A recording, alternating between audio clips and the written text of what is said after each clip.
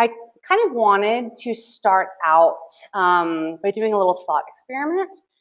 If everybody wouldn't mind closing your eyes for a moment and just getting kind of comfortable with yourself. I want you to think about being in your bedroom as a child. Think of the way the cool sheets felt against your skin as you settled your head deep into your pillow. I want you to think about a time when you were sick or scared and a parent or loved one came and held you and made you feel safe. Maybe it's the memory of the smell of Vicks vapor rub, the sound of a humidifier, the taste of cherry cough syrup, as horrible as that is. Think about your first crush, first time you fell in love, first time you felt heartbreak. Think about Christmas morning or any other cultural celebration, the muffled voices of relatives talking and laughing in the other room in the background, the smell of wrapping paper and coffee being made in the kitchen. Now open your eyes, and I know as artists we tend to be a little introverted, but we're gonna get weird. Take a look around at each other. And I'm going to go ahead and read you the definition of Sonder, which is the title of my collection. Sonder is the realization that every person, down to each random passerby, has a life as vivid and complex as your own. For every memory that you just recalled moments ago, each and every person in this room was recalling one just as rich and as real and as important as yours.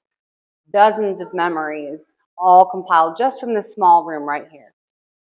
I started out my collection because I have a fascination with this idea of Sonder. As I travel, I love people watching. I work downtown for a bit, favorite thing, people watching. If I've ever gone anywhere, stayed in a hotel, if we're higher up, like for example, like Vegas, and I know there's going to be people walking around me below, I'll make it a point to take the bed that's nearest the window, and it's my favorite part of the night, is to just kind of lay in bed and as I fall asleep, watch the people walking down below me, blissfully unaware that there's some weird lady watching them from the hotel room, falling asleep, wondering who they are. What I did was create a collection of people. Every landscape that you see here represents a person, and this ranges from people that are very close to me, my husband, my mom, my dad, friends, to people that I have never met or spoken to, maybe just in a brief conversation online. I wanted to kind of span that scope and bridge that gap to explore the concept of Sonder and bring a part of their world, in this case, a specific place that holds meaning and memory to them, into mine by putting that on canvas. And then, of course, into yours or anybody else who got a chance to view the canvases and the scenes that are captured on them. It started out as kind of a fun, happy project and getting to converse with people. I mean, this ranges, like I said, from family all the way to a contestant on Naked and Afraid, who I just happened to reach out to and said, hey, you want to take part and tell me your favorite place in the world? But over the past year and a half, I think that I've kind of been working on it, it evolved into something different and took on a life of its own. I think, especially as we kind of dove into this new sticky area in our political climate in particular, a lot of the joy I found in painting fun scenes kind of turned to frustration, it turned to anger, it turned to hurt and pain. But I realized in that by connecting myself to other people and the idea of Sonder, that we can all connect to one another and foster empathy for one another. And I feel like there's been this movement lately happening that I vehemently disagree with, and that is the notion that empathy is toxic, it's harmful, it needs to be eradicated. I believe that nearly every bit of progress that we have made in our history on this planet is a product of the empathy that we feel as human beings towards one another. I think every great atrocity that we have known in our history is committed by those that lack that empathy or have wanted to cast it aside and invited others to do so. Um, Empathy makes us uniquely human. It's a product of our evolution as a thriving social species.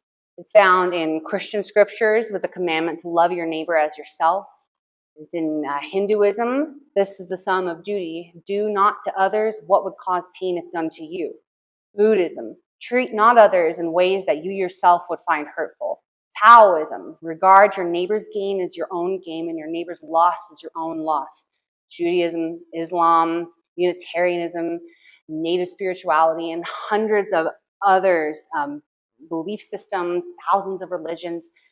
The main message is taught surrounding empathy.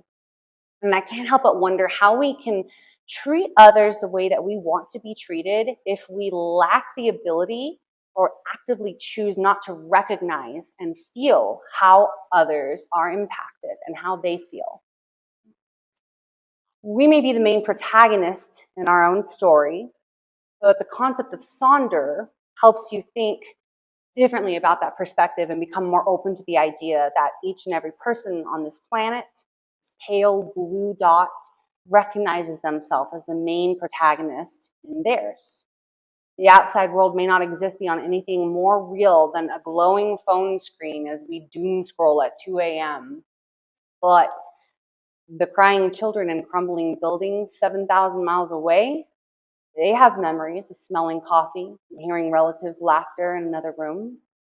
Field workers, gardeners, housekeepers have to look over their shoulders for masked men as they try to go home to their children.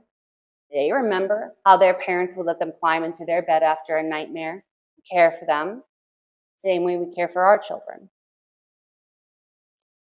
The woman who has been cast out and disregarded by her parents for embracing her true identity, she remembers what it's like to be 5 in bed and have her mom come and rub Vicks on her chest, just like a lot of us do about ourselves. I think dismissing this natural instinct to feel empathy and regarding it as a weakness keeps these cycles of prejudices alive and well, much like the ones that we're witnessing in real time now, without fear of interference, as it seems. It allows for hopeful compliance and complacency in the face of injustices. If it's not happening to me, then it isn't truly something to be concerned about.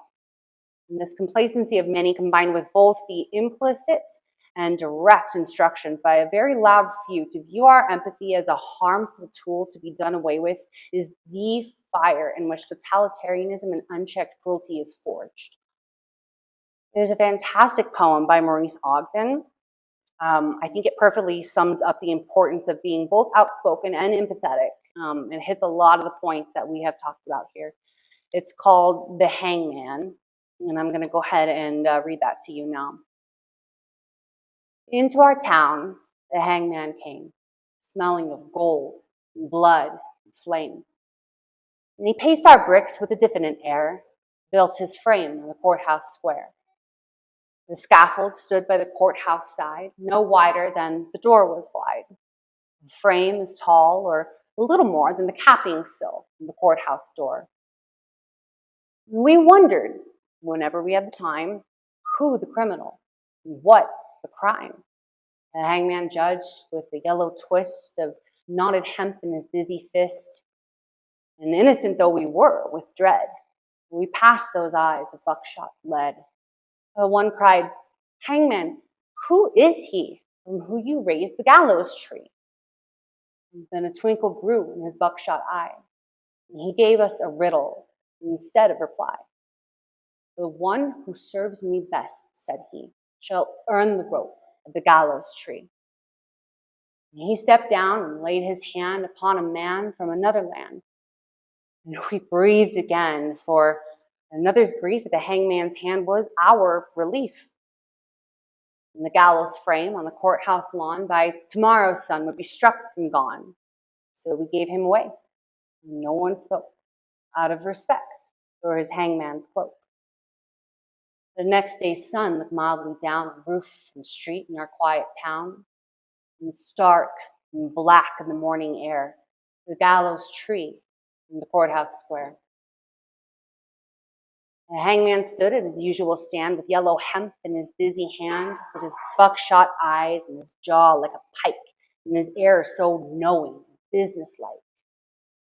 When we cried, "Hangman, were you not done yesterday with the foreign one?" We fell silent and stood amazed. "Oh, not for him was the gallows raised." He laughed a laugh as he looked at us. "Did you think I'd gone through all this fuss to hang one man? That's the thing I do. Stretch the rope, and the rope is new." And one cried, "Murderer." One cried, "Shame."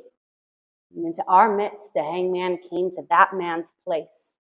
"Do you hold," said he, "with him who's meant for the gallows tree?"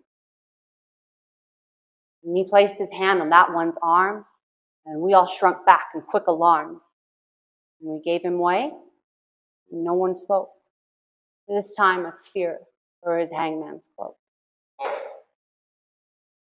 That night, we watched with dread surprise the hangman's scaffold had grown in size. Fed by the blood beneath the shoot, the gallows tree had taken root. Now as wide, or a little more, than the steps that led to the courthouse door. And as tall as the writing, or nearly as tall, halfway up the courthouse wall. The third he took, we had all heard tell, was a usurer, an infidel. "And what," the hangman said, "have you to do with the gallows bound and him a Jew?" And we asked, "Hangman, is this one he who served you well and faithfully?" And the hangman smiled. "It's a clever scheme to test the strength of the gallows beam." The fourth man's dark, cursing song had scratched out comfort hard and long. And what concern he gave us back have you for the doomed and black. The fifth, the sixth, we cried again, "Hangman, hangman, is this the man?" "It's a trick," he said, "that we hangmen know, to ease the trap when the trap swings slow." So we ceased and asked no more, while the hangman tallied his bloody score, and day by day and night by night, the gallows grew to monstrous height. The wings of the scaffold opened wide until it covered the square from side to side. And the monster crossbeam looking down cast its shadow across our town. And then through the town the hangman came and called through the empty streets, my name. I looked up, the gallows soaring tall, and thought, there is no one left at all for hanging. And so he calls to me to help pull down the gallows tree. So out I went with right good hope, the hangman's tree, the hangman's rope. He smiled at me as I came down the courthouse square through the empty town. And supple and stretched in his busy hands, the yellow twist of the hempen strand. And he whistled a tune as he tried the trap, and it sprang down with a ready snap. And then with a smile, awful command, he placed his hand upon my hand. "You tricked me, hangman," I shouted then. "These gallows were built for other men." "I'm no henchman of yours," I cried. "You lied to me, hangman, foully lied." And then a twinkle grew in his buckshot eye. "Lied to you? Tricked you?" he said. "Not I. For I answered straight, and I told you true. This scaffold was built for none but you. For who else has served me more faithfully than you with your coward's hope?" said he. "And where are the others that might have stood side by your side in the common good?" "Dead," I whispered, and amiably, "Murdered," the hangman corrected me. "First the immigrant, then the Jew. I did no more than you let me do." Under the beam that blocked the sky, none had stood more alone than I. The hangman strapped me. No voice there cried out for me in that empty square.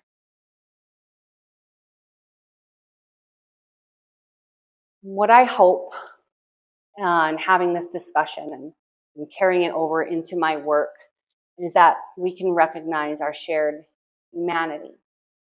And we can recognize that memories held in the places that you have seen, places that are shown here that others have seen, have also been holding memories for millions of others beyond even our written history. Social stigmas, constructs, wars, fake lines, dividing our planet up on a map, separating one another, dogmas. When you look at our world, and to steal some lines from astronomer Carl Sagan, this remote, infinitesimal speck in the great enveloping darkness of the cosmos, surrounded by a mote of dust suspended in a sunbeam. The idea of all the hate and bloodshed and obscure division that must be spread to become a momentary master of a fraction of a dot seems so self-important. And yet, it also underscores our responsibility to deal more kindly with one another, to feel, to be human. The demonization of empathy and the dehumanization of others who hold within themselves thousands upon thousands of those same core memories and emotions that we all closed our eyes and recalled for ourselves just a few minutes ago. Casting those away, it stifles our progression. It allows for hangman to come and go through history nearly unscathed. The awareness of Sonder, the ability to allow yourself to sit with that uncomfortability helps to shatter the illusion of being the sole protagonist in our own narrative, revealing a world that is alive with countless individual stories unfolding simultaneously. And I really appreciate you listening to what I have to say. I've gone on for a bit, so I figured if we want to talk about details in the process, I am more than happy to take that as questions. Thank you.